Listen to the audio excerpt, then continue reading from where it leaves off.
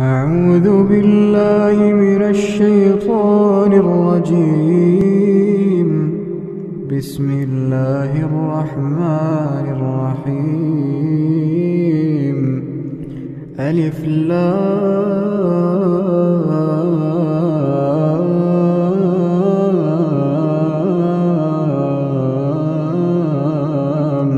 ميم. الله لا إله إلا هو الحي القيوم. نزل عليك الكتاب بالحق مصدقا لما بين يديه وأنزل التوراة والإنجيل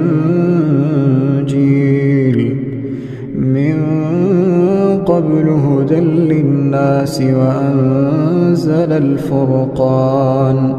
إن الذين كفروا بآيات الله لهم عذاب شديد والله عزيز ذو انتقام. إن الله لا يخفى عليه شيء في الأرض ولا في السماء.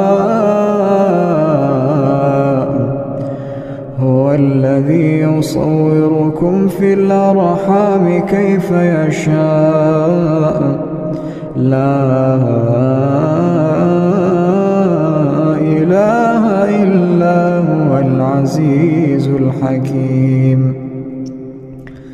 هو الذي أنزل عليك الكتاب منه آيات محكمات هن أم الكتاب وأخر متشابهات. فأما الذين في قلوبهم زيغ فيتبعون ما تشابه منه ابتغاء الفتنة وابتغاء تأويله وما يعلم تأويله إلا الله. والراسخون في العلم يقولون آمنا به كل من عند ربنا وما يذكر إلا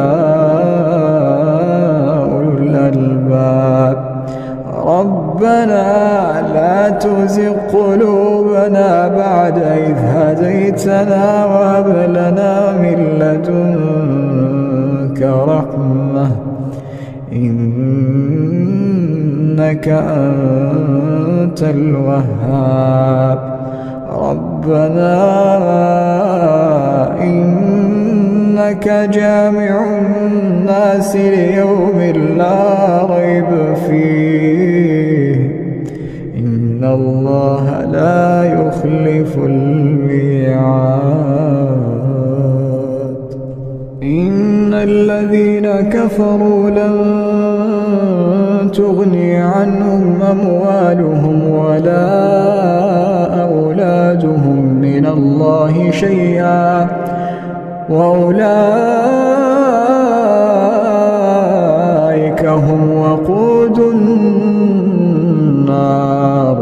كدأب آل فرعون والذين من قبلهم كذبوا بآياتنا فأخذهم الله بذنوبهم والله شديد العقاب.